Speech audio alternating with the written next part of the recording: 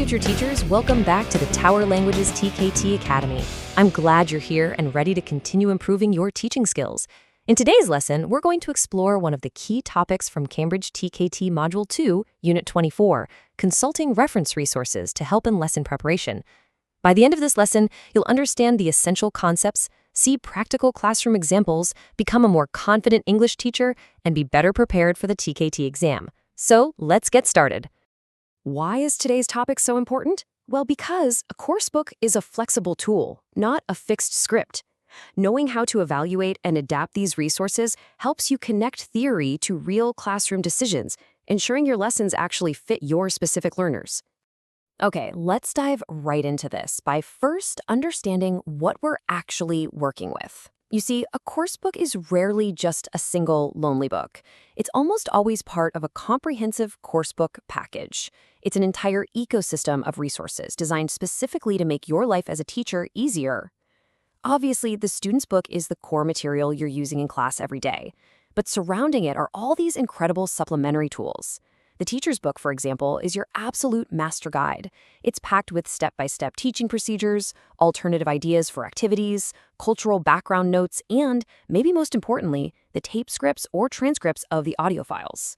Then you've got the audio and video recordings for all your listening inputs. You've got the workbook or activity book, which is perfect for extra consolidation or homework. And nowadays, you also have digital extras, like interactive whiteboard materials or online practice platforms. Knowing your entire package is a total game changer. It literally saves you hours of lesson preparation time. Why? Because when you run into a classroom problem, like needing extra practice on a tricky grammar point, the solution is often already sitting right there in one of these supplementary components. By familiarizing yourself with the whole package, you stop reinventing the wheel every single time your lesson needs a little extra support.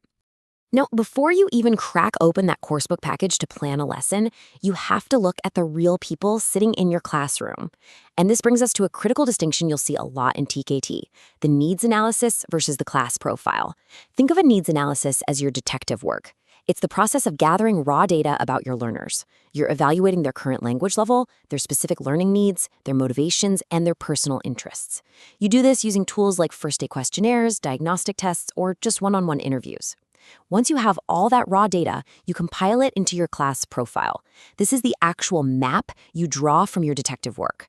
It's a comprehensive written description of the learners in your specific group. It maps out variables like their age, their learning styles, their specific language goals, and the things they have in common, as well as their differences. And here is a major TKT warning that you absolutely need to remember. Skipping the class profile inevitably leads to disaster. If you skip it, you'll end up planning lessons that are either way too difficult, incredibly unmotivating, or just completely irrelevant to what your learners actually need. The class profile is the master filter through which every single coursebook page has to be judged. If you don't know exactly who you're teaching, you literally can't know what materials will work for them. And this leads us perfectly into what we call the balance of teaching. You see, the coursebook and you, the teacher, bring very different but equally important things to the classroom. The book provides the static structures. It gives you the situations, the contexts, the pictures, standardized reading texts, and structured grammar exercises.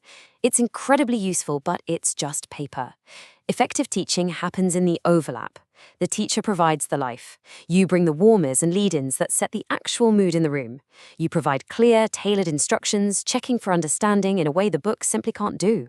You personalize the role plays so they make sense to your students' lives. You differentiate the homework tasks based on who needs extra help. Think of it like this. The coursebook is the skeleton, but you, the teacher, are the heartbeat. It's this beautiful synergy that transforms a standard, flat curriculum into a dynamic, memorable language learning experience for your students. Section 2. Evaluating coursebook materials. Let's move into the diagnostic phase.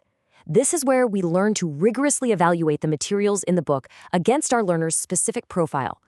When you look at a coursebook unit, you never just accept it blindly. You have to ask yourself these 6 critical evaluation questions. First up, visual appeal and clarity. Are the fonts and layout actually clear? Do the pictures support the meaning of the text, or are they just decorative? If the page is cluttered and confusing, your students will be confused too. Second, organization and logic. Can both you and your learners easily navigate the sequence of the unit? Does it flow logically from presentation to practice to production? Third, cultural appropriateness. This one is huge.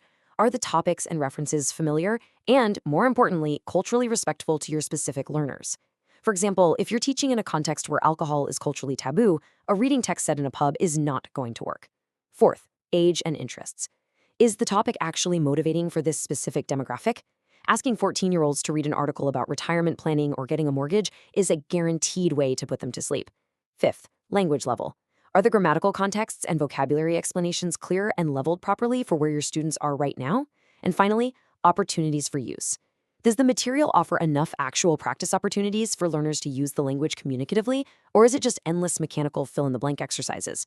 Running your materials through this 6-point checklist ensures every single minute you spend in class is purposeful and relevant to your actual students.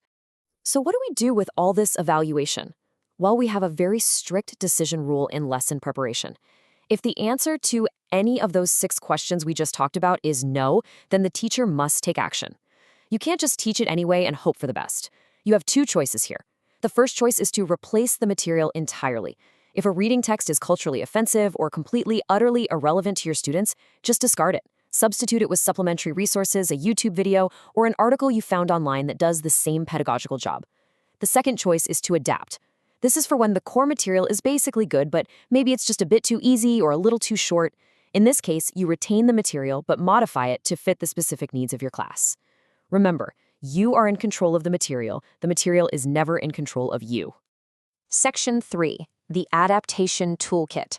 This leads us seamlessly into the prescriptive phase. We've evaluated, we've identified the problem, and now it's time to solve it. This is where the real pedagogy happens. Think of this next part as your essential teacher problem-solving toolkit. When a coursebook isn't a perfect fit, you have 5 core strategies you can deploy at a moment's notice. Extending, which simply means adding volume. Shortening, which means reducing volume. Changing methodology, where you alter the actual dynamics and interaction patterns in the room. Changing level, where you adjust the cognitive difficulty up or down. And finally, reordering, where you shift the sequence of events on the page. Let's break these down and see how they translate into real diagnostic solutions for the everyday challenges you face in the classroom. Let's start by looking at volume and sequence.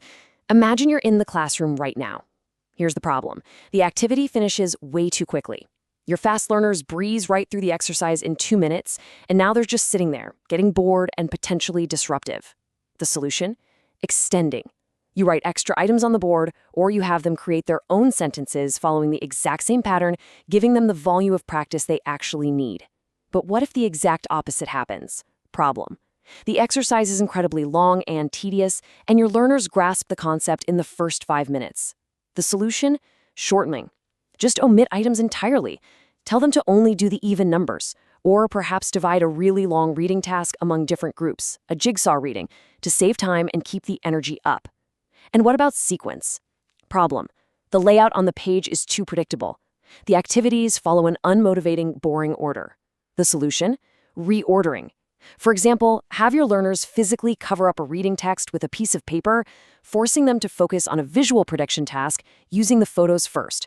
This builds anticipation and keeps them actively mentally engaged before they ever read a single word. Now let's tackle dynamics and difficulty. These are so common. Here is the problem. The lesson feels incredibly static. The students have been staring down at their books, doing individual matching exercises for 20 solid minutes, and the energy in the room is completely gone. The solution? Changing methodology. Turn that static paper exercise into a dynamic mingle activity. Have the learners stand up, take their books, and walk around the room interviewing multiple peers to get the answers. Suddenly, the room is alive again. What about difficulty? Problem: the text contains incredibly complex, unknown vocabulary, making it way too difficult for your specific class profile. The solution? Changing level to make it easier.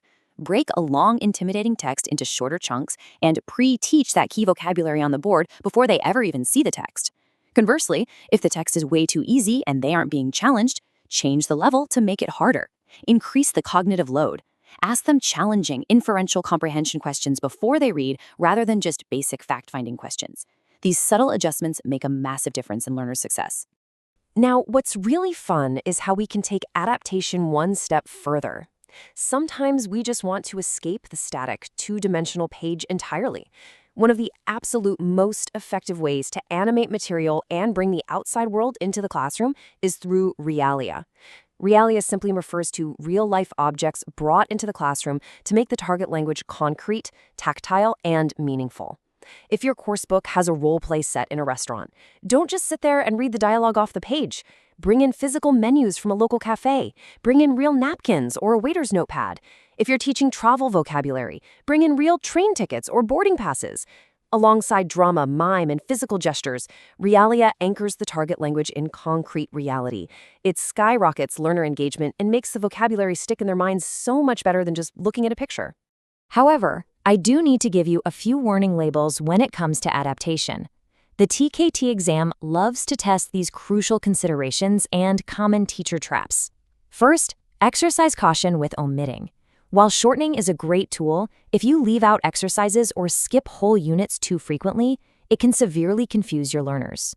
Many students rely heavily on the coursebook for autonomous self-study and revision at home. If they open their book to study and see half the pages are completely empty, they might feel like they aren't getting their money's worth, or worse, that they aren't learning. Second, always check your dependencies. This is absolutely vital when you're reordering tasks. If you decide to swap task A and task B, you must verify the mechanics.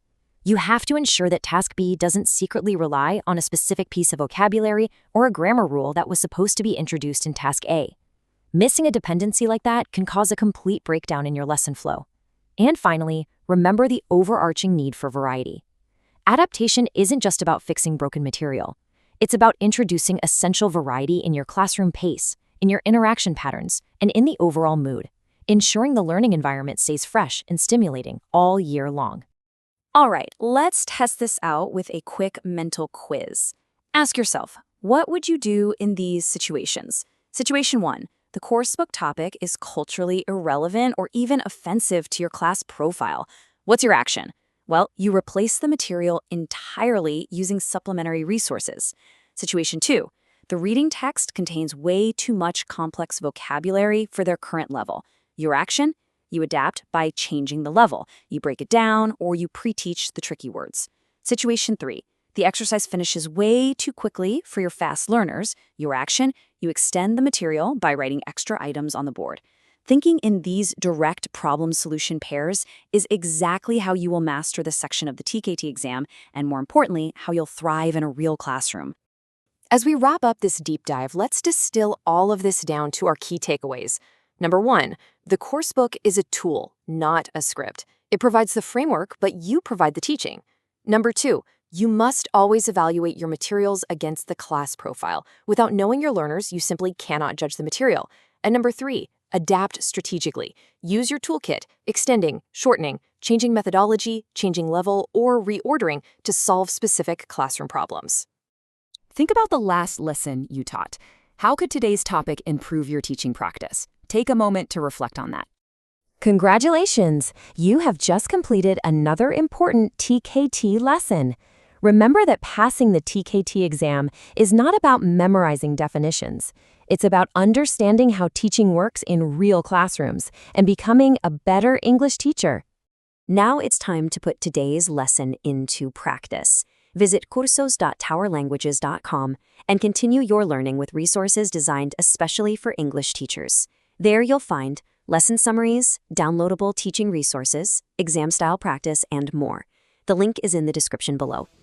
If you're preparing for the TKT exam and want to continue learning with us, subscribe to the channel so you don't miss the next lesson. Remember, great teachers are made one lesson at a time. See you in the next lesson.